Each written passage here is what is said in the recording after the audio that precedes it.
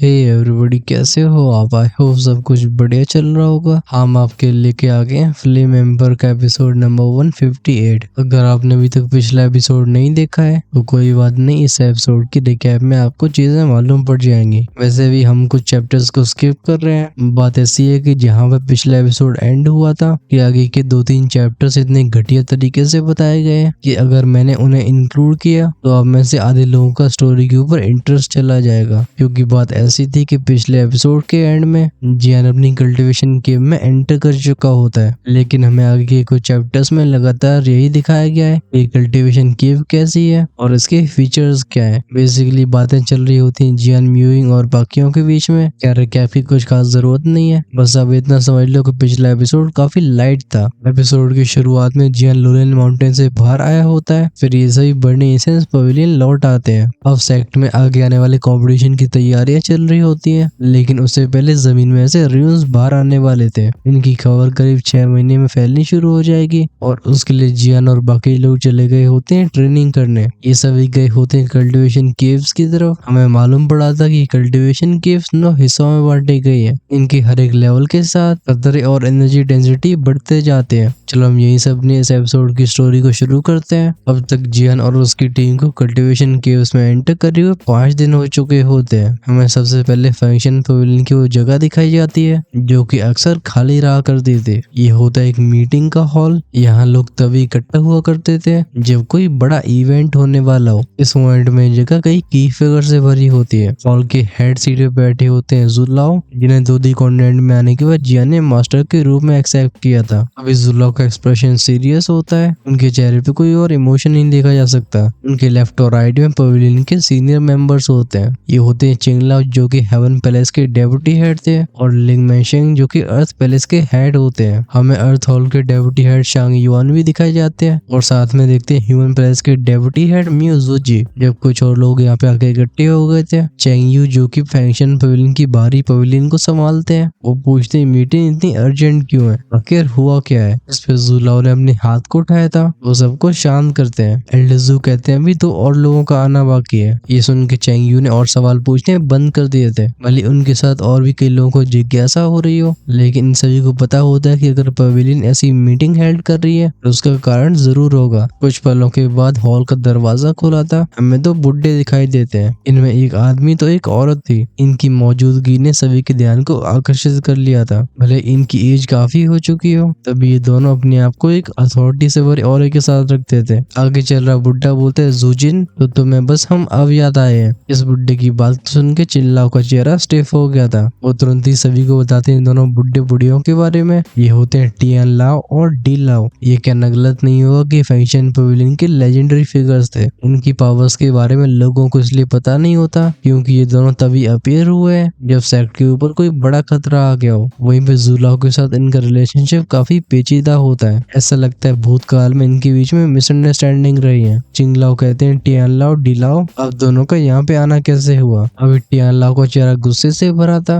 वो अपने हाथ को वेव करके बोलते हैं, शाह चिंगर इसकी तुम्हें चिंता नहीं करनी चाहिए। ये बस हमारी और जूजिन के बीच में। चीजों को सेट होती हुई देख जुलाओ कहते हैं, अब सभी अपनी अपनी सीट्स ले लो, हम इस मीटिंग को शुरू करते हैं। एल्डजू की बात को सुन के दोनों उनके ऊपर फोकस करने लगे थे। ऐसा लगता है उस बुड्ढे और जुलाओ के बीच में हवा में की चिंगारियां बन रही हो। इससे पहले इन बुड्ढों की हाथापाई शुरू हो पाती, डिलाओ बीच में आके बोलती है, बुड्ढो क्या तुम अपनी निजी मतभेदों को दूर नहीं रख सकते हो? हमारे पास डिस्कस करने के लिए और भी बड़े मैटर्स मौजूद हैं। ये सुन के टियान लाओ स्नोट करते हैं। स्नोट का मतलब होता है हम्फ करना। वो डिलाओ के बगल वाली सीट पे बैठ गए थे। ये देखे एल्डजू फाइनली रिलीफ फील करते हैं। वो कहते हैं, टियान लाओ मैंने आपसे कितनी बार कहा है कि हमारे बीच में जो पहले हुआ वो बस एक मिसअंडरस्टैंडिंग थी। भले आपको इस परेशानी को पकड़ के रखने में कोई परेशानी ना हो, लेकिन ये मुझे जरूर है। हालात शांत हो ही रहे होते हैं। लगता है जुलाओ के शब्दों ने फिर से आग भड़का दी हो। टियान लाओ एकदम गुस्से से भर गए थे। वो कहते हैं, तुम्हारी दो फॉर्मेशन में फंसने की वजह से हमने अपनी उस इकलौती बेटी को खो दिया। उसे आखिरी बार देखे हुए अब 30 साल हो चुके हैं। मैं ये भी नहीं जानता हूँ कि क्या वो जिंदा भी है। क्या तुम सच में मेरे दर्द को समझते हो? टियान लाओ के शब्द एकदम दर्द और गुस्से से भरे थे और ये सुन के जुलाओ का एक्सप्रेशन थोड़ा सॉफ्ट हो जाता है। वो कहते हैं, मैं उसे कई सालों से ढूंढ रहा हूँ। अगर मुझे उसका एक नाम और निशान भी मिलता है तो सबसे पहले मैं आपको बताऊंगा, लेकिन क्या उससे पहले हम कुछ और जरूरी बातों को डिस्कस कर सकते हैं? इस पर टियान लाओ फाइनली नॉट करते हैं हैं। एल्डरजू की नजरें सभी के ऊपर गई थी। वो कहते हैं इस हॉल में इकट्ठे होने वाले हम सभी लोग फैंक्शन पवेलियन के खड़े होने के जिम्मेदार हैं और आज हम यहाँ पे इकट्ठे हुए हैं येंची की सिचुएशन के बारे में बात करने के लिए। जैसे एल्डरजू के मुंह से येंची शब्द बाहर आता है, हम अर्थ पैलेस मास्टर लिंग मैंगशेन को अचानक से खड़े होते हुए देखते हैं। इमोशंस की वजह से उनकी आवाज कांपती है। वो हंस के बोलते हैं तो हम फाइनली एक्शन लेने वाले हैं। लिन मैंगशेन का इस तरीके से एजिटेट होना असल में इसके पीछे बहुत गहरा रीजन होता है। कई सालों पहले अर्थ पैलेस मास्टर मैंगशेन की वाइफ जुआन म्यूचिंग ज्वालिंग सिटी के अंदर बच्चे को जन्म दे रही थी। लिन मैंगशेन को खबर मिलती है कि उनकी दो बेटी हुई है, लेकिन वो खुशी तब दुख में बदल जाती है जब वो पाते हैं कि उनकी दो बेटियों में से एक बेटी गायब हो गई है और तब से ही वो नुकसान उनके दिल में घर कर गया था। येनला मैंगशेन की तरफ देख के बोलते हैं, मैंगशेन तुम्हें खुद को शांत रखना होगा, मैं तुम्हें इंसाफ दिलाने की हर कोशिश करूंगा। एल्डरजू ने इस मौके का फायदा उठा के फिर से सबको ट्रैक पे लाया था। वो कहते हैं, मैंगशेन मैं तुम्हारे दर्द को समझता हूँ, जब समय आएगा तो हम सब मिलकर तुम्हारी जरूर हेल्प करेंगे, लेकिन हमारा अभी फोकस होना चाहिए येंची को रेस्क्यू करने के ऊपर। इस मिशन के लिए हमें बहुत अच्छे से प्लान करना होगा और इसमें सभी की कोऑपरेशन जरूरी है। ये सुन के सारे लीडर्स एक दूसरे की आंखों में देखते हैं। ये बात साफ थी कि मिशन सभी के बीच की यूनिटी को टेस्ट करेगा। एक समय पे येंची का नाम फैंक्शन पवेलियन का हर डिसाइपल जानता था, लेकिन अब कुछ हाई लेवल के एल्डर्स ही ऐसे रह गए हैं जो कि येंची नाम के भारीपन को समझते हैं। आखिरकार फैंक्शन पवेलियन ने जब सबसे बड़े खतरे का सामना किया था तो उस समय फैंक्शन पवेलियन के सरवाइव करने का सबसे बड़ा कारण येंची होता है। लेकिन एक दिन न जाने कहां येंची गायब हो गया। न पीछे किसी को उसके गायब होने के सबूत मिले, बस इन्हें मिलता एक सीक्रेट मैसेज जिसमें लिखा गया था कि वो अपनी सिस्टर को ढूंढने के लिए गया है। उसके बाद येंची से कोई मिला नहीं था क्योंकि फैंक्शन पवेलियन में येंची की सच में वैल्यू होती है और वो उसके एहसान को समझते हैं। इस वजह से येंची के कई सालों तक गायब होने के बाद भी उसके बारे में खोजबीन करने के लिए बहुत सारे जासूसों को भेजा जाता है। इन बिखरे हुए डिसाइपल्स की तरफ से शॉकिंग रिपोर्ट वापस आती है। इसमें एक पॉसिबिलिटी थी। इस पॉसिबिलिटी के हिसाब से येंची को ज्वालिंग रॉयल फैमिली ने कैप्चर किया है। लोगों को इस खबर पे भरोसा नहीं हुआ था। आखिरकार येंची की स्ट्रेंथ दोशान लेवल तक पहुंच चुकी होती है और वो पोजेस करता था होली फ्लेम को। इसे चैलेंज करने की दो इमोर्टल्स की भी हिम्मत नहीं होती है। फिर ज्वालिंग रॉयल फैमिली जिनके पास दोशान लेवल के एक्सपर्ट्स की कमी है, वो येंची के ऊपर जीत कैसे हासिल कर सकते हैं। बर्निंग इंसेंस पवेलियन के एल्डर्स को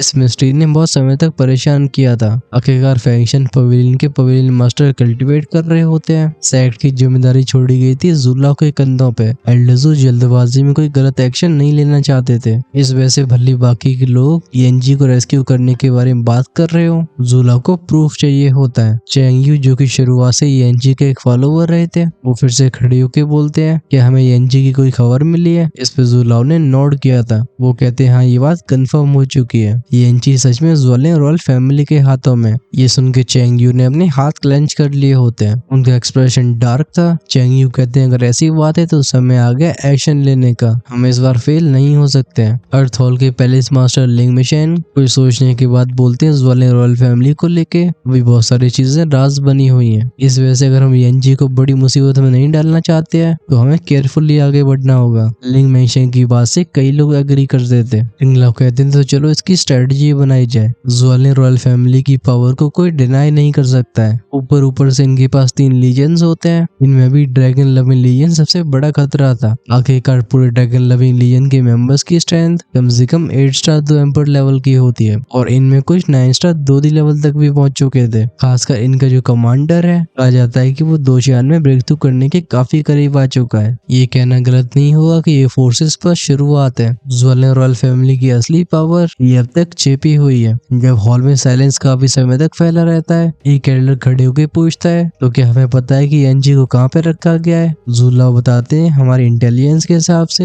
येंची को ज्वालिंग रॉयल फैमिली के सबसे गहरे कारागार में रखा गया है। ऑफ कोर्स यहाँ बात हो रही होती है अंडरग्राउंड पैलेस की। ये सुन के पूरे हॉल में सभी के एक्सप्रेशन चेंज हो गए होते हैं क्योंकि ज्वालिंग रॉयल फैमिली का अंडरग्राउंड पैलेस इसे आखिर कौन नहीं जानता है। कहा जाता है कि यहाँ पे ऐसे जाल छिपे हुए हैं जो कि पीक 2D लेवल के एक्सपर्ट्स को भी खतरे में डाल सकते हैं। अभी टियानलाओ भी गहरी सोच में होते हैं। वो कहते हैं अगर अंडरग्राउंड पैलेस की खबर सही है तो फिर हमारा मिशन सच में डेंजर से भरा होगा। और तो रूमर्स तो ये भी है कि पिछला ज्वालिंग रॉयल किंग भी अभी जिंदा है। टियानलाओ की बात ने इस पूरे हॉल में अप्रोर फैला दिया था क्योंकि अगर पिछला ज्वालिंग किंग जिंदा है तो इसका मतलब ये होगा कि ज्वालिंग रॉयल फैमिली के पास अभी 2 दोशिया लेवल के एक्सपर्ट्स मौजूद हैं। ये पर्डले को उनकी तरफ झुका देता है। बाकी के लोग चाहे कुछ भी सोच रहे हो, ऐसा लगता है जुलाओ ने डिसाइड कर लिया था। वो कहते हैं अगर ये सच भी है तभी पवेलियन मास्टर और मेरी हेल्प से हमें दो इमोटल्स का सामना करने में कोई परेशानी नहीं होनी चाहिए। क्या तुम ये भूल गए हो कि इस जोन सेंटियन में मेरी 2 फॉर्मेशन का सामना बहुत कम लोग कर सकते हैं। ये सुन के टियानला अपनी बॉय उठा के बोलते हैं क्या तुम सच में 2 शान लेवल के एक्सपर्ट्स का सामना कर पाओगे। ये सुन के जुलाओ के चेहरे पे स्माइल आ जाती है। वो कहते हैं भले मैं जीत की गारंटी न ले सकता हूँ तब भी दूसरी पार्टी मुझे हरा नहीं पाएगी, क्योंकि मेरे पास वो 2 फॉर्मेशंस भी मौजूद हैं जो उनकी स्ट्रेंथ को न्यूट्रलाइज कर सकती है। क्योंकि एल्डरजू और पवेलियन मास्टर दोनों 2 इमोटल्स का सामना करने वाले थे, बाकी के एल्डर्स रणनीति बनाते हैं कि किस तरीके से ड्रैगन लविंग लीजन और बाकियों का सामना किया जाए। कुछ समय के बाद तो टियानला के चेहरे पे भी कॉन्फिडेंस आ चुका था। वो कहते हैं हम दोनों भी उन्हें कुछ समय के लिए रोक के रख सकते हैं, मुझे लगता है इतना समय काफी होगा। इस पे लिंग मिशेंग और चिनलाओ नोट करते हैं। इनकी मीटिंग इस तरीके से आगे बढ़ती है। जब एल्डर्स को दिखाई देने लगता है कि इनका प्लान किस तरीके से आगे बढ़ेगा, इनका आत्मविश्वास लौट आया था। एक एल्डर कहता है हमें इस मिशन को नाम देना चाहिए, एक ऐसा नाम जो कि होप और स्ट्रेंथ को सिंबलाइज करे। इसके बारे में कुछ पलों तक सोचने के बाद चिंगलाओ बोलते हैं चलो हम इसे कहते हैं फ्लाइंग ईगल प्रोजेक्ट, क्योंकि एक बाज आजादी को दिखाता है और पंछियों में इसकी पावर को कोई मैच नहीं कर सकता। इस वजह से मुझे लगता है नाम एकदम परफेक्ट है। चिंगलाओ की नेमिंग काफी लोगों को पसंद आती है। एल्डरजू कहते हैं चलो हम इस रणनीति के ऊपर एक आखिरी बार और चर्चा करते हैं, हमारी हर एक मूव प्रिसाइज होनी चाहिए, इसमें गलती की कोई गुंजाइश नहीं है। रेस्क्यू ऑपरेशन को डिस्कस करते करते समय काफी तेजी से निकल गया होता है, लेकिन तभी कोई अपने चेहरे पे थकान नहीं दिखाता है। वो जानते थे कि एक रिस्की मिशन होगा, लेकिन दूसरी तरफ सिर्फ यांची की जिंदगी नहीं टिकी हुई है बल्कि टिका हुआ है फैक्शन पवेलियन का ऑनर। एल्डरजू सीरियस एक्सप्रेशन के साथ बोलते हैं हमारा पहला स्टेप सबसे क्रूशियल रहने वाला है, हमें प्लान करना होगा कि हम किस तरीके से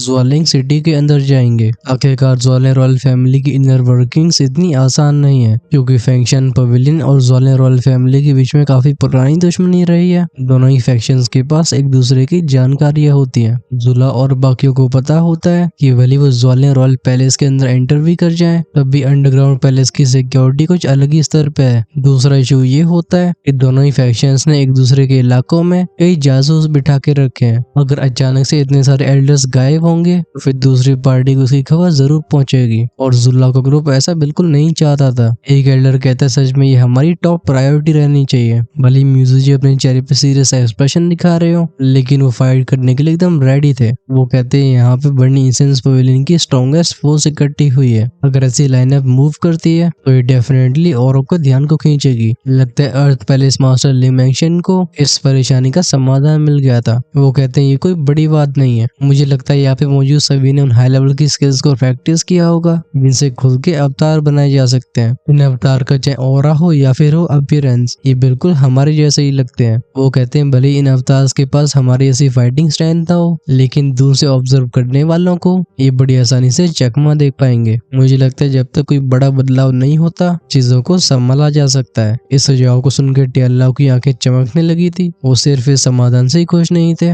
बल्कि उन्हें मैंगशेंग का प्रोएक्टिव एटीट्यूड अच्छा लगता है। लगता है इतने सालों तक अपनी वाइफ की डेथ के गम में खोने के बाद अब लिंग मैंगशन रिकवर हो रहे हैं। जुलाओ के चेहरे पे भी स्माइल थी। वो कहते हैं तो हम इस मैटर को तुम्हारे ऊपर छोड़ते हैं। ऐसा लगता है लिंग मैंगशन के ऊपर जुलाओ को शुरुआत से ही भरोसा हो। एल्डरजू कहते हैं ये बस पहला स्टेप था, हमारी अगली चुनौती होगी अंडरग्राउंड पैलेस में एंटर करने की, क्योंकि हमारी इंटेलिजेंस के हिसाब से अंडरग्राउंड पैलेस को कम से कम 3 9 star 2 the power house protect कर रहे हैं, और 7 स्टार 2 एम्पर्स की तो वहाँ पे कमी नहीं है। यहाँ चीजें बहुत नाजुक हो सकती हैं, स्पेशली शैंग या उनकी बॉय से कुड़ गई होती है। वो कहते हैं तो बर्निंग इंसेंस पवेलियन से जाने के बाद हम अंडरग्राउंड पैलेस में एंटर कैसे करेंगे। अभी सभी के दिमाग एकदम घोड़ों की तरह दौड़ रहे थे। म्यूजिजी बोलते हैं अच्छी बात है कि हमारे फैक्शन पवेलियन के पास सीक्रेट फ्लाइट चैनल्स मौजूद हैं, ये हमारे एंसेस्टर्स की लेगेसी है। इन रास्तों का इस्तेमाल करके हम सीधा ज्वालिंग रॉयल फैमिली की डिटेक्शन को अवॉइड कर सकते हैं, मतलब वो ज्वालिंग रॉयल फैमिली की आंखों से बच पाएंगे। लगता है चैंग यू को भी इस चीज के बारे में याद आ गया था।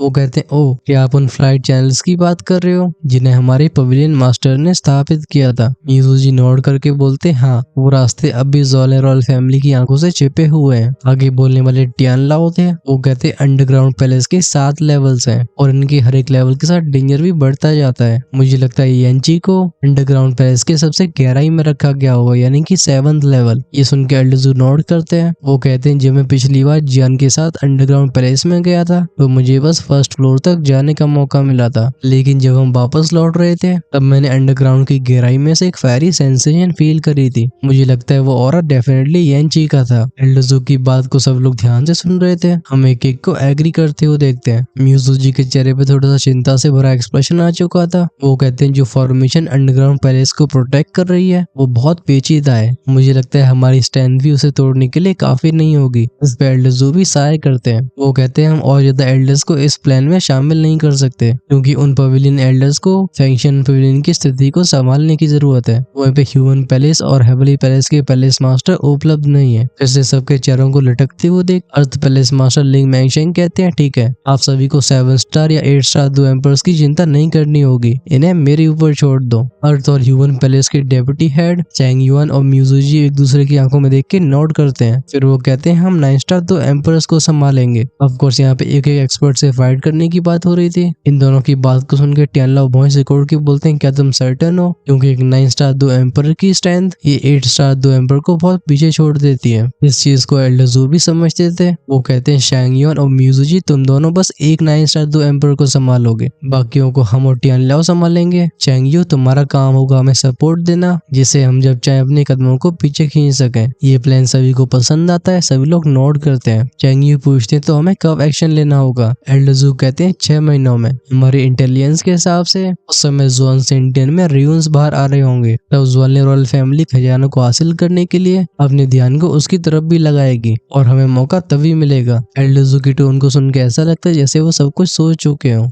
एल्डरजू के दिमाग में फ्लैश होता है एक फायरी फिगर। ऐसा लगता है दोनों की किस्मतें बंधी हों। समय आ गया था इस मीटिंग को खत्म करने का। जुलाओ सबसे स्माइल के साथ बोलते हैं अपने आप को तैयार करो। जैसे ही पवेलियन मास्टर वापस आते हैं हम इस प्लान को कंफर्म करेंगे। पैलेस मास्टर की बात को सुन के चिंगलाओ पूछते हैं तो पैलेस मास्टर है कहाँ पे। जवाब में एल्डरजू हंस दिए थे। वो कहते हैं लगता है पैलेस मास्टर अपनी एक और रोमांटिक रिलेशनशिप में उलझे हुए हैं। इसी मोमेंट में बर्निंग इंसेंस पवेलियन के अंदर एक व्यक्ति अचानक से तेजी से छींकता है। वो आसमानी तरफ देख के अपने सर को हिला के बोलता है मेरे पीछे कौन बात कर रहा है। हम उसके फिगर को वानुआ पवेलियन की तरफ शूट होते हुए देखते हैं। अगर बात करिए इस फिगर की तो यही बर्निंग इंसेंस पवेलियन का पवेलियन मास्टर फेंटियान होता है। वानुआ पवेलियन के हेडक्वार्टर्स वानुआ माउंटेन में होते हैं। ये जगह अपने एक्सोटिक फ्लावर्स और प्लांट्स के लिए जानी जाती थी। भले ये पहाड़ बर्निंग इंसेंस पवेलियन के माउंट हुआ जितना चौड़ा न हो, ये तब भी अपनी यूनिकनेस को रखता था। सीन हमें वानुआ माउंटेन के अंदर का दिखाया जाता है। ये लड़की जमीन पे एक चमकते हुए फूल को देख रही थी। वो पीछे मुड़ के बोलती मास्टर ये कैसा फ्लावर है। फिर हमें उसके मास्टर की काम आवाज सुनाई देती है। वो कहती है इसे जरा ध्यान से देखो। इस फ्लावर को चारों तरफ से देखने के बाद ऐसा लगता है लड़की को वो चीजें याद आ गई हो। वो कहती है ये वाइपर फ्लावर है। कहा जाता है कि फूल जहरीला होता है और ये जहरीले सांपों का फेवरेट भी होता है। जब ये फूल पूरी तरह से खिलने के लिए तैयार होता है तो इस फूल के बीच के एरिया में 5 चमकती हुई कलियां निकलती हैं। अपनी डिसाइपल के ऑब्जर्वेशन को देख के वो पीछे खड़ी मास्टर नोट करके बोलती है तुम सही कह रही हो, ये एक मैच्योर स्नेक फ्लावर है। अगर बात करिए इस औरत की तो ये वानुआ पवेलियन की पवेलियन मास्टर होती है और इनका नाम था हुआशिन। वहीं पे जो डिसाइपल इनसे सवाल पूछ रही थी वो और कोई नहीं बल्कि यूरू होती है। वैसे तुम सभी यूरू को भूले तो नहीं होगे, तब भी मैं याद दिला देता हूँ कि यूरू जियान को दोदी कॉन्टिनेंट में आने के बाद मिली थी। ये उसके सबसे पहले फ्रेंड्स में से एक होती है। अब तक यूरू की स्ट्रेंथ 5 स्टार दोदी के पीक तक पहुंच गई थी। ऐसा लगता है 6 स्टार दोदी में ब्रेक थ्रू करना ज्यादा दूर नहीं है। पहले जो उसके चेहरे पे बेबी फैट था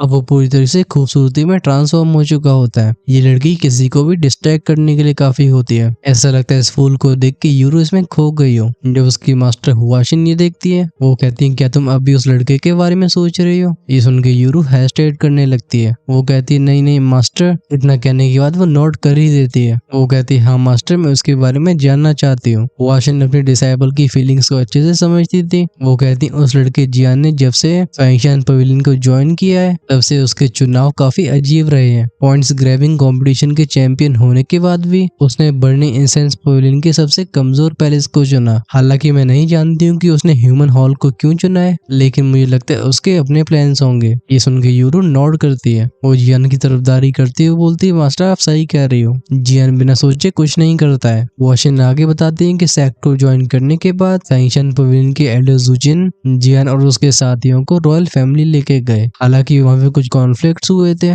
लेकिन जुजिन की मौजूदगी की वजह से कुछ भी बड़ा नहीं हुआ। उसके बाद वो लड़का रेगिस्तानी एरिया में गया था और जब वो वहाँ से वापस लौटा तो उसकी स्ट्रेंथ काफी ज्यादा बढ़ चुके थे। उसने हाल ही में हुए फैशन पवेलियन के कंपटीशन में एक बार फिर से नंबर 1 पोजीशन हासिल करी है। मुझे लगता है वो अभी अपनी मेहनत के फलों को चख रहा होगा। यूरू इन बातों को बहुत ध्यान से सुन रही होती है। जियान की हर एक तारीफ के साथ यूरू का चेहरा और खिल जाता था। जैसे जैसे उसकी मास्टर बताती है, यूरू सीन्स को इमेजिन कर पाती है। वो पूछती है, मास्टर अभी उसकी स्ट्रेंथ कैसी है? वाशिन रिप्लाई करती है, जियान 6 स्टार 2 एम्पर के लेट स्टेज तक पहुंच चुका है। ये सुन के यूरू के चेहरे पे वार्म स्माइल आई थी। वो कहती है, लेट स्टेज 6 स्टार 2 एम्पर, उसने सच में मुझे निराश नहीं किया। यूरू को इस तरीके से ख्यालों में खोती हुए देख वाशिन की आंखों में भी इमोशंस दिखाई देते हैं। वो कहती है, मुझे तुम्हारे इस वादे के बारे में याद है जिसे उसने तुम्हें दिया था। ऑफ कोर्स यहाँ पे उस प्रॉमिस के बारे में बात हो रही होती है, जहाँ पे जब यूरो 6 स्टार 2 दिन ब्रेक थ्रू करने वाली होगी तब जियान उसकी हेल्प करने के लिए आएगा। जियान के बारे में सोच के यूरो अपनी करेज को इकट्ठा करने लगे थे।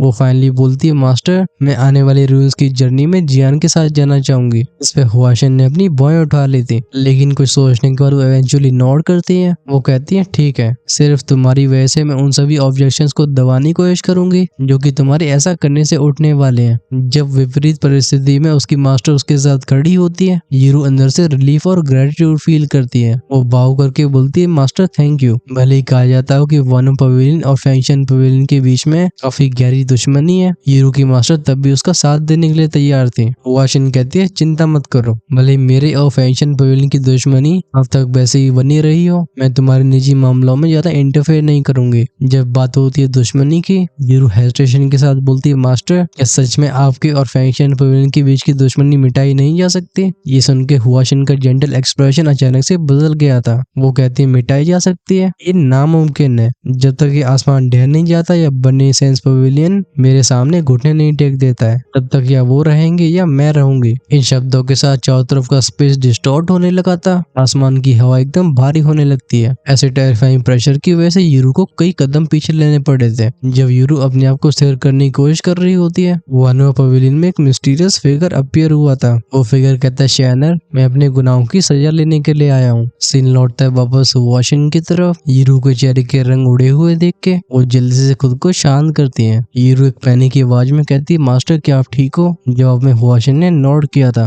अब तक वो अपने टेरिफाइंग ऑरे को वापस ले चुकी थी। वो कहती है, लगता है मैंने गलती से अपने कंपोजर को खो दिया था। अपने मास्टर को ऐसे एजिटेट होते हुए देख यूरो ने बहुत कम बार देखा था। हम यूरो को हेजिटेट करते हुए देखते हैं, लेकिन आखिरकार वो अपने आप को रोक ही लेती है। वो कोई ऑर्डिनरी डिसाइपल नहीं थी। उसकी बुद्धिमानी की वजह से वो फेरी जायू और हुआशिन दोनों के फेवर को हासिल कर चुकी थी। हुआशिन ने यूरो को वानो पवेलियन का अगला सक्सेसर बनाया होता है। बस यूरो समझ नहीं पाती कि आखिर उसकी मास्टर फैशन पवेलियन से ऐसी दुश्मनी क्यों मानती है। रूमर्स के हिसाब से फैशन पवेलियन के मास्टर ने पॉइजन सेक्ट की सेक्ट मास्टर और वानो पवेलियन की सेक्ट मास्टर दोनों का ही त्याग कर दिया था। लेकिन लोगों के कहने पे कितना भरोसा किया जा सकता है, ये सबको पता होता है। आखिरकार पवेलियन मास्टर जैसे फिगर्स की जिंदगियों में क्या हो रहा है, इसके बारे में नॉर्मल लोगों के लिए जानना ये बहुत मुश्किल बात है। वाशिन बोलती है, तुम्हें इसके बारे में चिंता नहीं करनी चाहिए। यूरू तुम तैयारी करो आने वाले रून्स की, मुझे लगता है ये बस कुछ ही महीनों में अपीयर होंगे। वाशिन कहती है, इस बार फेरी मून का वो टोकन वो इन रून्स के अंदर मौजूद होगा। हमें इसे हर कीमत पे हासिल करना होगा, क्योंकि इस टोकन के ऊपर और फोर्सेस ने भी नजरें गड़ा के रखी हैं। हम किसी भी गलती को अफोर्ड नहीं कर सकते। अपने मास्टर के चेहरे पे सीरियसनेस को देख के यूरू भी सीरियस हो जाती है। वो कहती है, मैं समझ गई मास्टर। ये सुन के हुआशिन नोट करके बोलती है, चलो वापस लौटते हैं, लगता है पवेलियन में मेरी मौजूदगी की जरूरत है। ये दोनों जस्ट पीछे मुड़े ही होते हैं, तभी इन्हें गूंजती हुई आवाज सुनाई देती है। वो आवाज कहती है, शैनर मैं फेंटियन अपने गुनाहों की माफी मांगने के लिए आया हूँ। इस आवाज को सुन के हुआशिन का चेहरा तुरंत ही डार्क हो गया था। साथ में उनकी बॉडी को ढक लेती एक टेरिफाइंग एनर्जी।